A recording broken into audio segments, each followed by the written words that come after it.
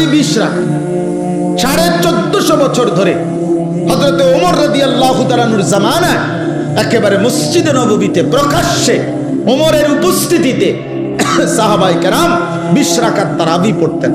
হযরত উবাই ইবনে কাব সাইয়্যিদুল কুররা, সমস্ত সাহাবাদের মধ্যে যিনি আল্লাহর কোরআন সবচেয়ে সুন্দর পড়তেন, উবাই ইবনে কাব, উনি 20 রাকাত তারাবি হযরত ওমরের জামানা থেকে তিনি তারাবি পড়াইতেন মসজিদে নববীতে।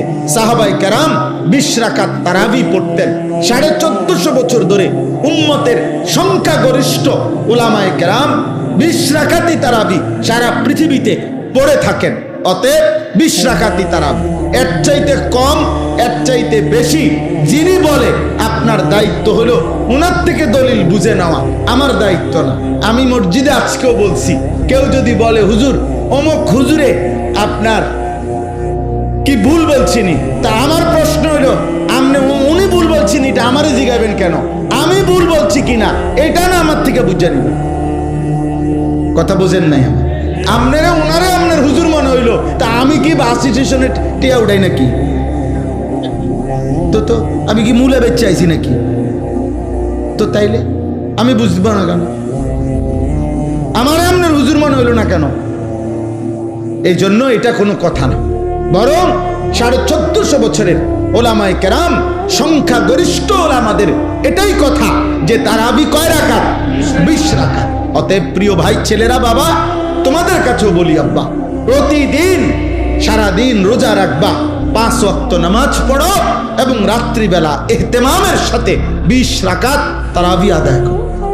আল্লাহ তৌফিক দান করে। রাসূলুল্লাহ সাল্লাল্লাহু আলাইহি সাল্লাম বলেন, ওমান কামা রমাদানা ঈমানান ওয়া ইহতিসাবা গুফিরা লাহু মা তাকদ্দামা মিন যামবি। রমজান মাসের রাতে যে ব্যক্তি তারাবি পড়লো আল্লাহর প্রতি ঈমান রেখে সওয়াবের আশায়, আল্লাহ এই তারাবির বরকতেও তার পিছনের সব গুনাহ মাফ করে দিবেন। এজন্য তারাবি অনেক গুরুত্বপূর্ণ, অনেক গুরুত্বপূর্ণ, অনেক গুরুত্বপূর্ণ। তারাবির নামাজের সাথে সাথে আল্লাহর কোরআন 1 খতম কমপক্ষে তারাবির নামাজে পড়া, শোনা, এটা গুরুত্বপূর্ণ একটি সুন্নাত। এজন্য যুগ যুগ ধরে আল্লাহর কোরআনের তিলাওয়াত, খতম আউলিয়ায়ে কেরাম, বুজুর্গানে দ্বীন, সাহাবা পরবর্তী জামানা থেকে উম্মতের উলামারা তারাবির নামাজের এই 20 রাকাতে ধারাবাহিক আল্লাহর কোরআনের খতম শুনতে থাকেন। আমাদেরও উচিত এদিকে যত্নবান হওয়া। আল্লাহ আমাদেরকে তৌফিক দান করেন। 3 নাম্বার, ইফতার। ইফতার যেটা সারাদিন রোজা রেখে রোজা যখন ভাঙ্গে ওই টাইমটাকেই বলা হয় ইফতার। ইফতার একটি সুন্নাত আমল। রাসূলুল্লাহ সাল্লাল্লাহু আলাইহি ওয়াসাল্লাম বলেন, আমার উম্মত ততক্ষণ পর্যন্ত কল্যাণের উপরে থাকবে যতক্ষণ তারা জলদি জলদি ইফতার করবে। এজন্য ইফতারের সময় তাড়াতাড়ি ইফতার করা, মানে টাইম হলে দেরি না করা, এটা সুন্নাত।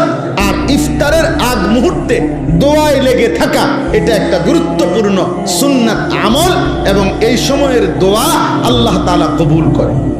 এই জন্য মা বোনদের উচিত, আমাদের সমাজের সবচেয়ে বেশি গাফলতি হইল মহিলাদেরকে ইফতারের পূর্বের এই দোয়ার সুযোগ দেওয়া হয় না।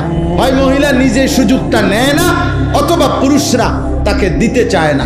মানে ইফতারের আজান দিয়া ফেলছে, মহিলা তখনও হয় পেঁয়াজু, নয় আলুর চপ, নয় বেগুনি, নয় একটা না একটা কিছু ভাজতেই থাকে, ভাজতেই থাকে। আরে মা বোন, তো তোমার কি আখেরাত নাই? তোমার জীবন বুঝি এই পুরা রমজানটাও বুঝি এই আলুর চপে আর বেগুনিতেই চলে গেল? হ্যাঁ, এইভাবে শুধু পেঁয়াজুতে চলে গেল, এটা তো ঠিক না।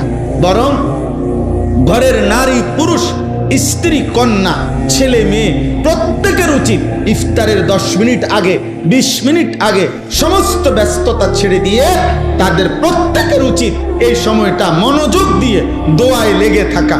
মহিলারও দোয়া দরকার, পুরুষেরও দোয়া দরকার।